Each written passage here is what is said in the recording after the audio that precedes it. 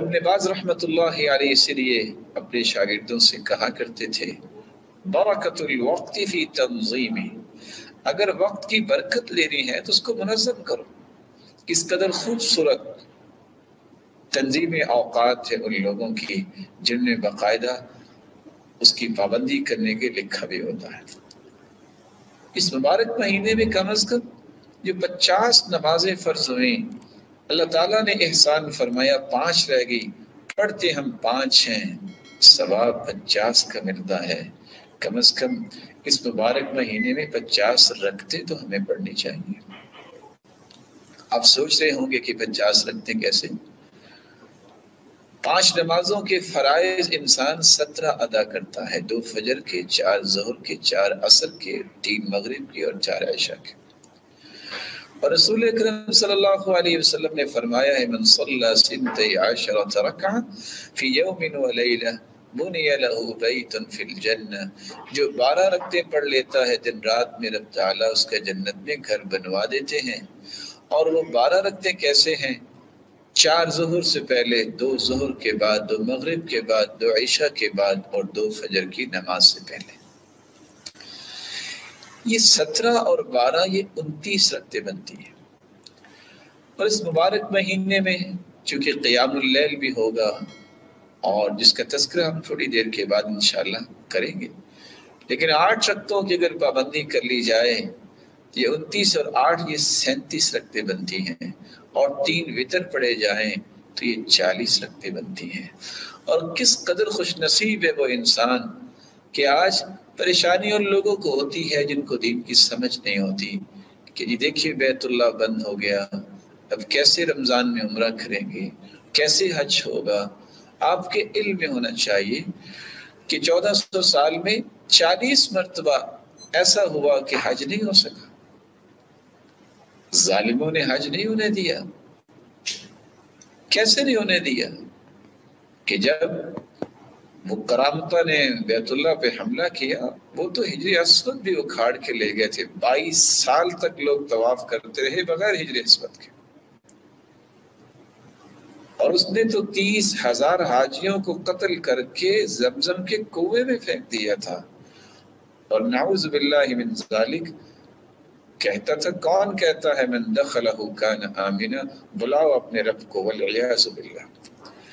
تو اس لیے لوگوں کی باتوں کے پیچھے نہیں لگنا چاہیے۔ جس کا سچا ایمان ہے اور اس کا علم جو ہے وہ قوت والا ہے، وہ جس جگہ بھی موجود ہے وہاں بھی اجر ضرور لے سکتا ہے۔ رسول اللہ صلی اللہ علیہ وسلم نے فرمایا من صلی الفجر فی جماعہ ثم قعد یذکر اللہ عز وجل حتی تطلع الشمس ثم صلی رکعتین كانت له كأجر حجة وعمرة تامة تامة۔ جب فجر کی نماز پڑھتا ہے جماعت کے ساتھ، پھر اللہ کے ذکر میں مشغول ہوتا ہے، سورج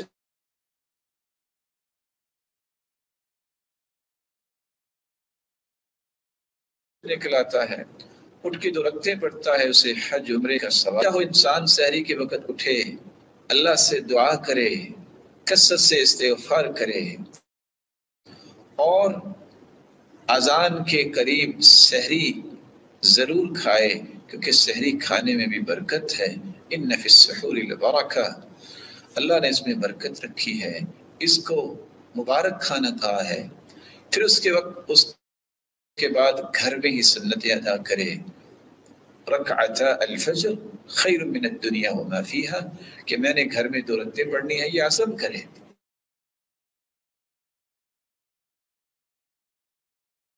اور دنیا میں مشغول ہو جائے، اور عادت بنائے کہ میں نے اشراق پڑھ کے اٹھنا ہے۔ ہاں اگر کوئی جگہ بدلنا چاہتا ہے تو ابن حجر اسقلانی لکھتے ہیں صحیح بخاری کی شرح میں، اللہ کی رحمت وسیع ہے، وہ ذکر میں مشغول رہے تو اجر سے وہ محروم نہیں ہوگا۔ اس کے بعد رسول اکرم صلی اللہ علیہ وسلم نے ایک اور عمل بتایا ہے کہ اگر انسان چاش کے وقت 2 رکعتیں پڑھ لیتا ہے تو 360 جوڑوں کا صدقہ ادا ہو جاتا ہے۔ چاش کا وقت، ضحیٰ کا وقت اور صلاۃ الاوابین کا وقت، یہ تینوں ایک ہی نماز کے نام ہیں۔ جب گرمی کے موسم میں اونٹنی کا بچہ جب زمین پہ چلے تو اس کے پاؤں جلیں، صلاۃ الاوابین حین رمضت الفصال، اللہ حضرت جلال کے پیغمبر نے فرمایا جب اونٹنی کے بچوں کے پاؤں چلے یہ صلاۃ الاوابین ہے، خود اللہ کی طرف پلٹ کے آنے والوں کی نماز۔ اور حدیث کے الفاظ ہیں جو 4 رکعتیں پڑھ لیتا ہے اللہ فرماتے ہیں اے آدم کے بیٹے ارکع 4 رکعات فی اول النہار اکفیک آخرہ، 4 رکعتیں دن کے شروع میں تم پڑھ لو، سارا دن میں تمہیں کافی ہو جاؤں گا۔ معمول بنائیے کہ اگر اس کے بعد آپ نے کوئی کام کرنا ہے تو پھر 4 وقت تھوڑا سا اپنے آپ کو ریلیکس کیجیے اور نماز کے لیے کھڑے ہو جائیے، یہ دوبارہ آپ کی قوت کو بحال کر دے۔ تو 42 اور 4 یہ جمع کر لیں تو یہ 46 رکعتیں بنتی ہیں۔ ہم ویسے تو ظہر سے پہلے 4 رکعتیں اور ظہر کے بعد 2 پڑھتے ہیں، لیکن اگر 2 کا اضافہ یہاں بھی کر لیا جائے، من صلی 4 قبل الظہر و4 بعدها حرمہ اللہ علی النار، جو 4 پہلے ظہر سے اور 4 بعد میں پڑھ لے رب تعالیٰ اس بندے کو آگ پہ حرام قرار دے دیتے۔ تو یہاں بھی 2 کا اگر اضافہ کر لیا جائے تو کتنا ہی خوب ہے، انسان 48 رکعتیں اس طرح پڑھ سکتا ہے دن میں۔ اور پھر رسول اکرم صلی اللہ علیہ وسلم نے تو یہ بھی فرمایا رحم اللہ امرأ صلی قبل العصر 4، جو عصر سے پہلے 4 رکعتیں پڑھ لیتا ہے اللہ تعالیٰ کی رحمت کی برکھا اس پہ برستی ہے۔ اور دوسری روایت میں آتا ہے من حافظ علی 4 رکعات قبل العصر، جو حفاظت کرتا ہے ان 4 رکعتوں کی عصر سے پہلے اللہ اس کا جنت میں گھر بنوا دیتے ہیں۔ تو اگر 4 رکعتیں یہ بھی بن جائے تو 50 کیا 52 بن سکتے ہیں۔ صلو قبل المغرب رکعتین، مغرب سے پہلے 2 رکعتیں پڑھو، اس حدیث پہ بھی عمل کرنے کی کوشش کرنی چاہیے، اور اگر 2 رکعتیں مغرب سے پہلے پڑھ لی جائیں تو یہ 54 بن جائیں گے۔ رسول اکرم صلی اللہ علیہ وآلہ وسلم نے فرمایا تھا بین کل اذانین صلاۃ، اذان اور اسی طرح اقامت کے درمیان بھی نماز ہوتی ہے، انسان کو نماز پڑھنی چاہیے۔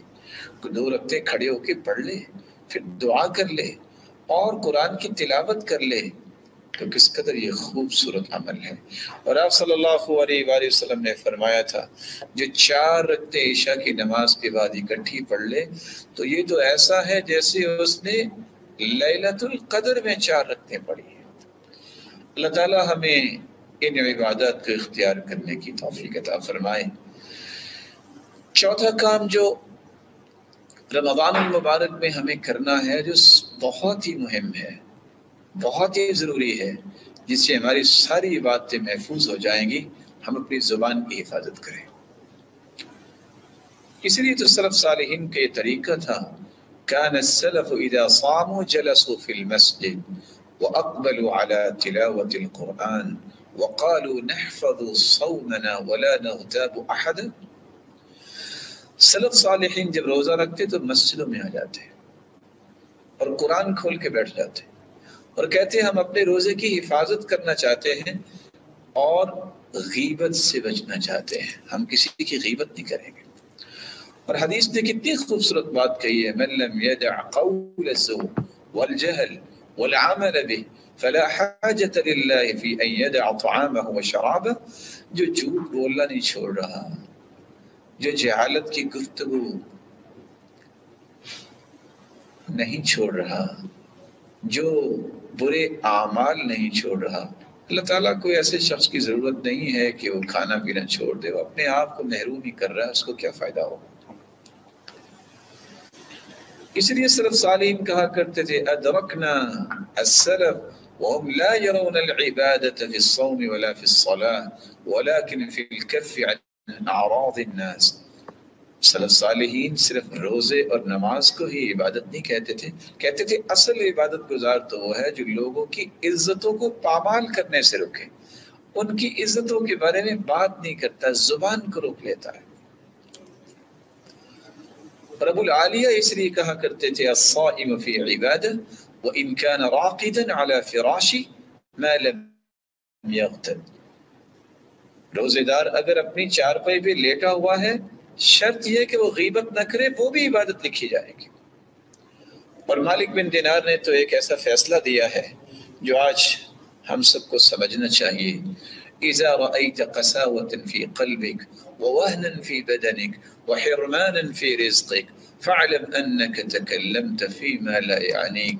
اگر تمہیں تمہاری زندگی میں یہ بات نظر آئے کہ دل میں سختی آ گئی ہے، لوگوں کا احترام ختم ہو گیا ہے، لوگوں کے لیے نرمی اور خیرخواہی اور محبت ختم ہو گئی ہے، وَوَهْنًا فِي بَدَنِكَ اور لاغری جسم میں آ گئی ہے، کوئی کام نہیں ہو رہا، کسی کام کو جی نہیں چاہ رہا، وَحِرْمَانًا فِي رِزْقِكَ اور رزق میں کمی آ رہی ہے، فَعْلَمْ تو جان لو انک تکلمت فیما لا یعنیک تو نے کچھ ایسی باتیں کی ہوں گی جن باتوں میں تیرا کوئی مقصد نہیں تھا.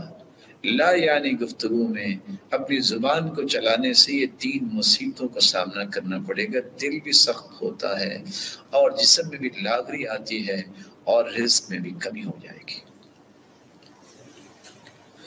اس لیے اللہ تعالیٰ سے دعا ہے کہ اللہ ذوالجلال ہماری زبانوں کو اس قدر خوبصورت بنا دے. من لانت کلمته وجبت محبته. سیدنا علی رضی اللہ تعالیٰ عنہ فرمایا کرتے تھے جس کی زبان میں نرمی آ جاتی ہے اللہ ساری دنیا کے دلوں میں اس کی محبت پیدا فرما دیتے ہیں، اس کی محبت واجب ہو جاتی ہے. 5واں کام جہاں ہمیں زبان کو خوبصورت بنانا ہے، زبان اصل میں یہ عکاسی کرتی ہے کہ انسان کا دل کیسا ہے، تو اس سے پہلے ہمیں دل کو بھی صاف کرنا ضروری ہے. رسول اکرم صلی اللہ علیہ وسلم سے جب پوچھا گیا کہ افضل ترین انسان دنیا میں کون ہے تو آپ نے فرمایا کل مخموم القلب صدوق اللسان. کل مخموم القلب صدوق اللسان. ہر وہ انسان جس کا دل میں حسد اور کینہ نہیں ہے اور زبان کا وہ سچا ہے، یہ پوری کائنات سے اعلیٰ انسان. صحابہ نے پھر سوال کیا صدوق اللسان نعرف فما مخموم القلب.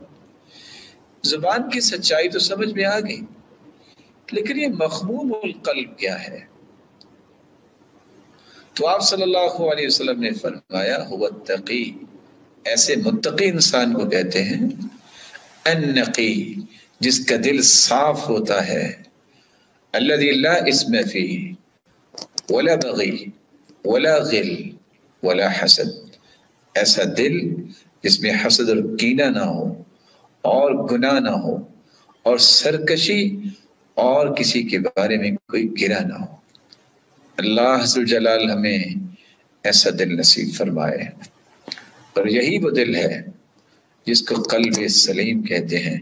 یوم لا ينفع مال ولا بنون الا من اتى الله بقلب سلیم. یہی وہ دل تھا جو سعد رضی اللہ تعالی عنہ کو 3 انعام دلوا گیا. اللہ کے پیارے پیغمبر نے زمین پہ چلتے انسان سعد رضی اللہ تعالی عنہ کو جنت کی بشارت دے دی. نہ اس کو موت آئی، نہ وہ قبر میں گئے، نہ حشر میں ان کا حساب ہوا. اللہ نے دنیا میں ہی اپنے پیغمبر کے ذریعے اس مبارک انسان کو جنت کی بشارت دلوا دی. اور پھر جب بھی کوئی فوت ہوتا ہے تو ایک دوسرے کو لوگ خبر دیتے ہیں ان کی روح کو قبض کیا گیا، تو اللہ نے جبریل کو بھیج کے اپنے پیغمبر کو خبر دی. اور پھر جب اس کی روح کو لے کے فرشتے گئے، اہتز عرش الرحمن لموت سعد بن معاذ. اللہ کا عرش خوشی سے جھوم اٹھا. اور یہ وہی صحابی ہیں جن کی جنازے کے لیے 70,000 فرشتے آسمانوں سے اترے تھے. یہ 3 انعام اللہ نے کیسے دیے؟ کیونکہ انہوں نے 3 کام کیے. جب ایک شخص ان کے گھر میں گیا اور رہا یہ دیکھنے کے لیے کہ یہ کیا کرتے ہیں، لیکن کیا دیکھتے ہیں کہ کوئی ایسا بڑا کام نہیں دیکھا. جاتے وقت کہا بات تو سنو کیسے آئے تھے؟ کہا میں تو اس لیے آیا تھا کہ دیکھوں آپ کے اعمال کیسے ہیں. تو انہوں نے کہا آؤ میں تمہیں ایک بات بتاتا ہوں. لا اجد فی نفسی لأحد من المسلمین غشا. میرے دل میں کسی مسلمان کے بارے میں دھوکہ نہیں آیا. ولا احسد احدا علی خیر اعطاه اللہ ایاہ. میں نے آج تک کسی کے ساتھ حسد نہیں کیا. اور دوسری روایت میں آتا ہے ولیس فی قلبی غمر. میرے دل میں کسی کے بارے میں کوئی گرہ نہیں ہے۔ اللہ عز و جلال ہمارے دلوں کو بھی ایسا بنا دے اس میں کسی کے بارے میں کوئی حسد نہ ہو، کسی کے بارے میں کوئی کینہ نہ ہو، کوئی بغض اور عداوت نہ ہو، اور نہ ہی کوئی گرا ہو۔ فضیل ابن عیاض رحمہ اللہ تعالی فرمایا کرتے تھے لم يدرك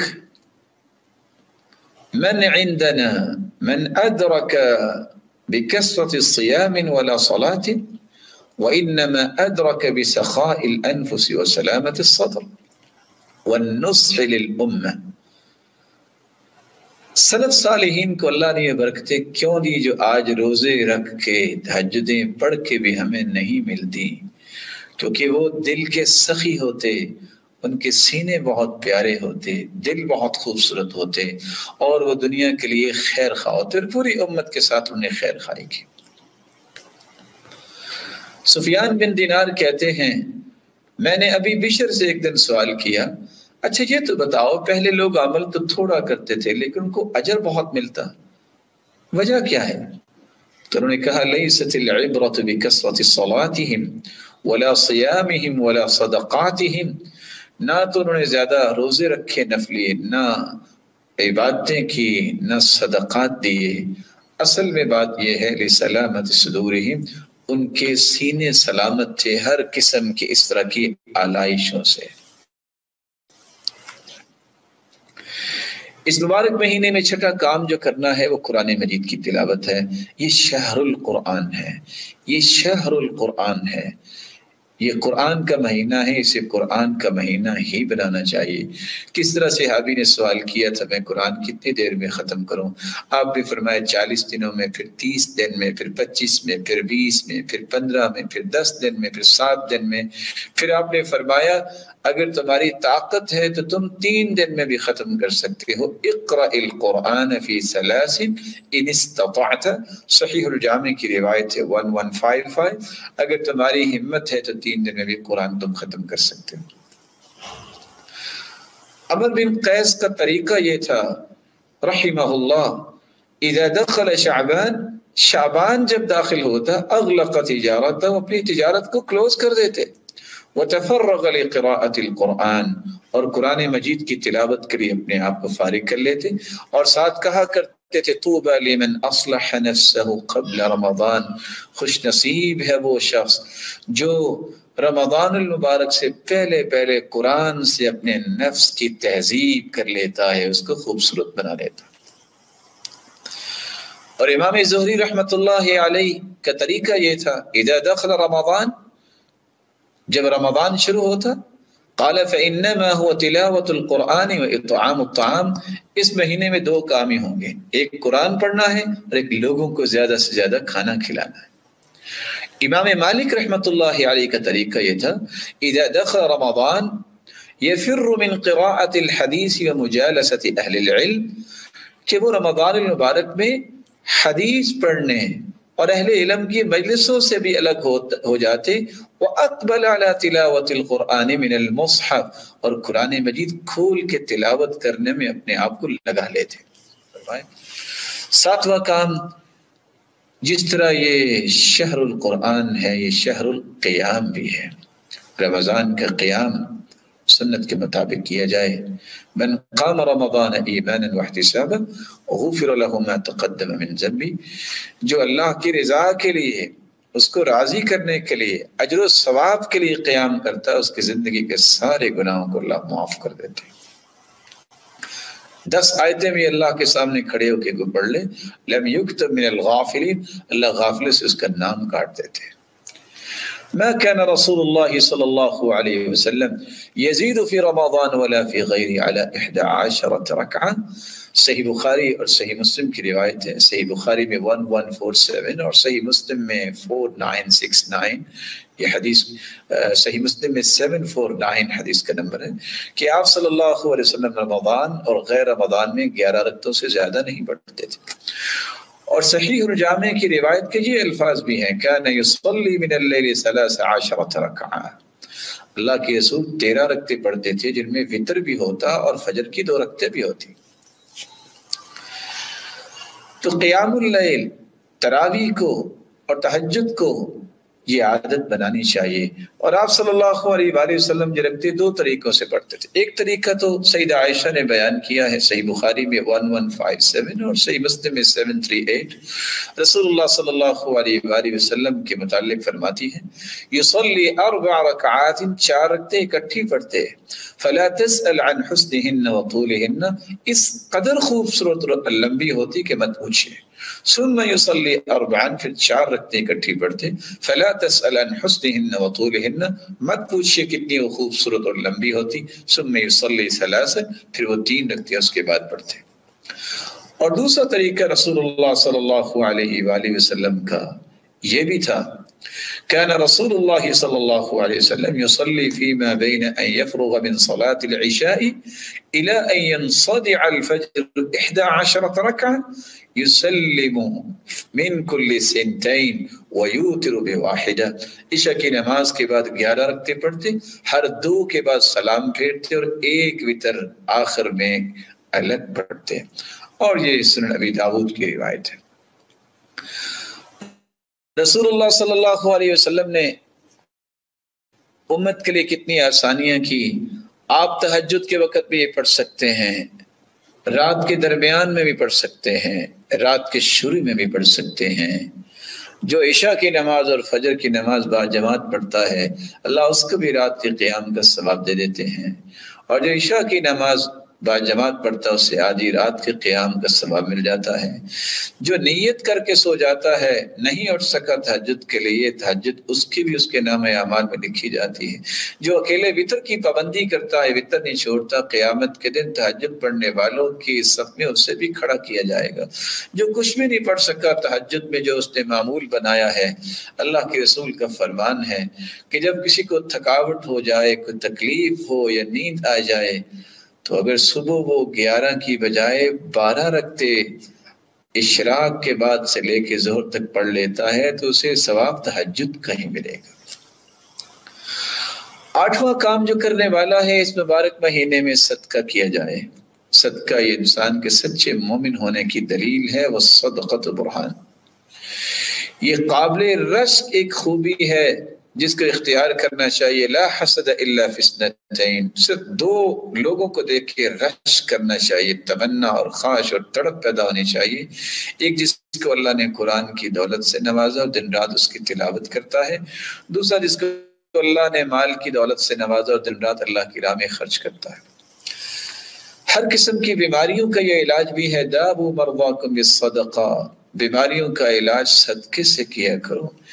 یہ جسمانی بیماریوں کا بھی علاج ہے، قلبی بیماریوں کا بھی علاج ہے۔ کس طرح ایک انسان اپنے سخت دل کی شکایت لے کے آیا تو اللہ کے رسول نے فرمایا اگر تم سمجھتے ہو کہ تمہارا دل نرم ہونا چاہیے تو فَأَطْعِمِ الْمِسْكِينَ وَامْسَحْ رَأْسَ الْيَتِيمِ، تم مسکینوں کو کھانا کھلایا کرو اور یتیموں کے سر پہ ہاتھ رکھو، یعنی ان کی سرپرستی کرو، ان کی کفالت کرو، دل خوبصورت ہو جائے۔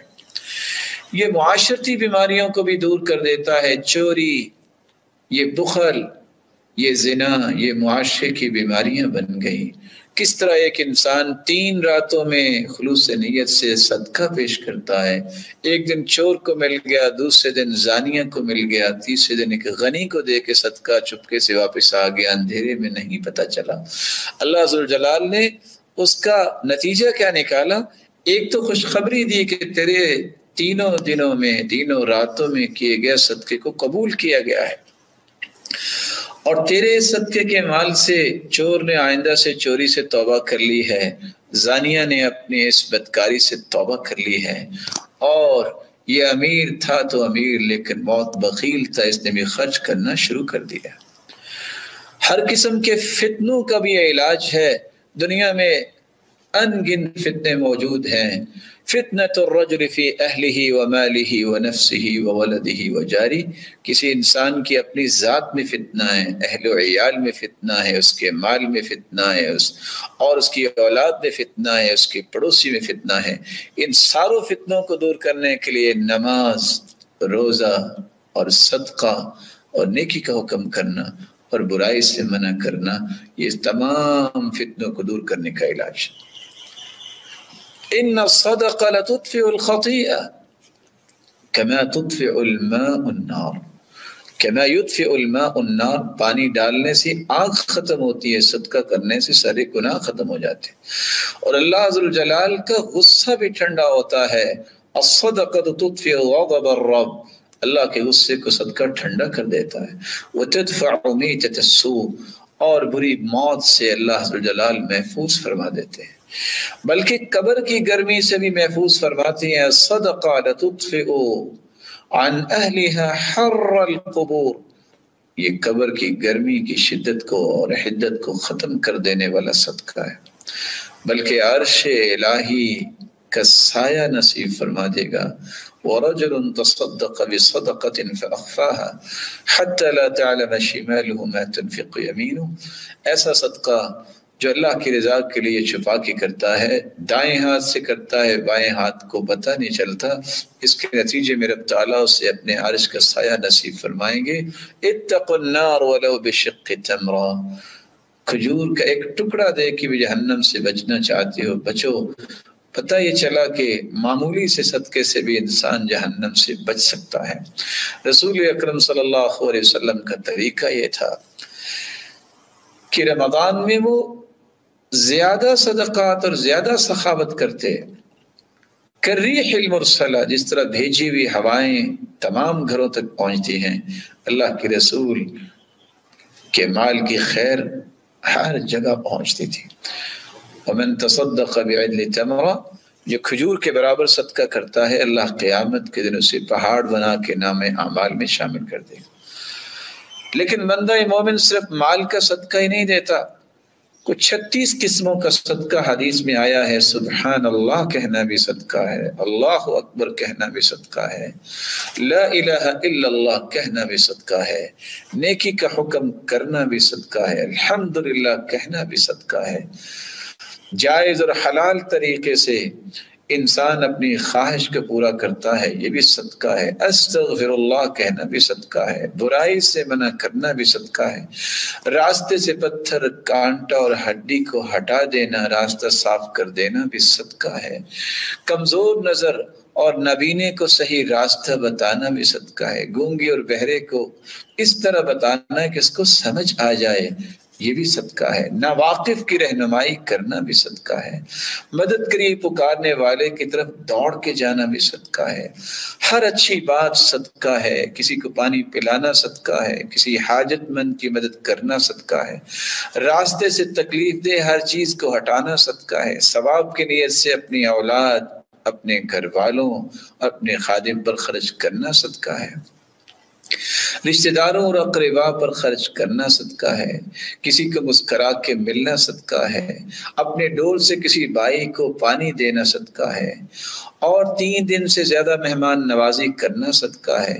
کچھ نہیں ہو سکتا تو اپنے آپ کو محفوظ کر لے، کسی کو نقصان نہ دینا، یہ بھی صدقہ ہے، 2 لوگوں کے درمیان سلوک کروانا صدقہ ہے، کسی کو اپنی سواری کے ساتھ بٹھا لینا، یہ بھی صدقہ ہے، نماز کے لیے پیدل چل کے جانا، ہر قدم صدقہ بن جاتا ہے، اسی طرح روزہ اور حج یہ بھی صدقہ ہے، کسی کو قرض دینا صدقہ ہے، اور کسی مقروض اور تنگ دست کی مدد کرنا صدقہ ہے، تہجد کی نیت سے سونا، نیت کر کے سونا، یہ بھی صدقہ ہے۔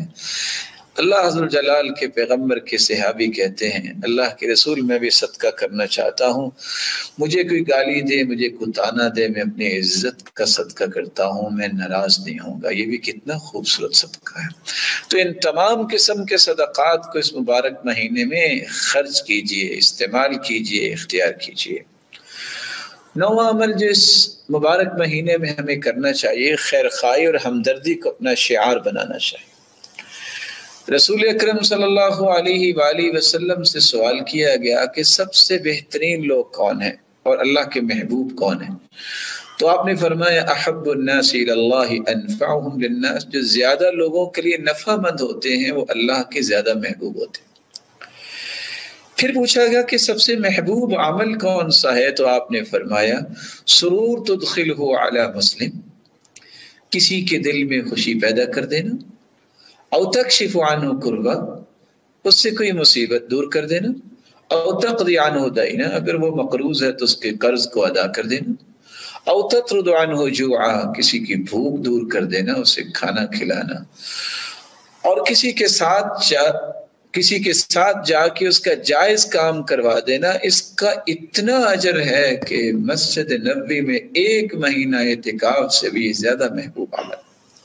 اللہ عز و جلال سے دعا ہے، اللہ عز و جلال ہمیں ایمان کی حالت میں رمضان کا مبارک مہینہ نصیب فرمائے، اور پھر اس مبارک مہینے کی لذتوں اور راحتوں اور برکتوں کو سمیٹنے کی توفیق بھی عطا فرمائے، اور ہمیں ان لوگوں کے سب میں شامل فرمائے جو رمضان مبارک کو اس کیفیت میں گزاریں جن سے اللہ راضی ہو کے انہیں جنت کی نوید سنا دے۔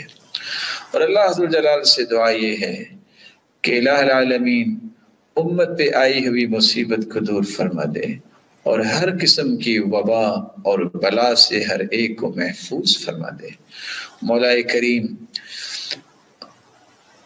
جن لوگوں نے قرآن مجید کو مکمل کیا ہے، کتنے خوبصورت وہ لمحات ہیں کہ جب انسان کسی مقصد کی تکمیل کر رہا ہوتا ہے۔ الہ العالمین جنہوں نے قرآن مجید کا ترجمہ، تفسیر اور اسی طرح قرآن مجید کے دیگر پہلوؤں کو مکمل کیا ہے، مولا کریم یہ سیکھنا اور سکھانا ان سب کے لیے توشہ آخرت بنا دے۔ الہ العالمین اس سیکھنے اور سکھانے کی وجہ سے قیامت کو درجات کو بلند فرما دے، اور رسول اللہ صلی اللہ علیہ وسلم کی رفاقت نصیب فرما دے، اور قیامت کے دن سب کو اپنا دیدار نصیب فرما دے۔ وآخر دعوانا الحمد للہ رب العالمین۔ ابن باز رحمۃ اللہ علیہ اس لیے اپنے شاگردوں سے کہا کرتے تھے، برکت الوقت فی تنظیمی، اگر وقت کی برکت لینی ہے تو اس کو منظم کرو۔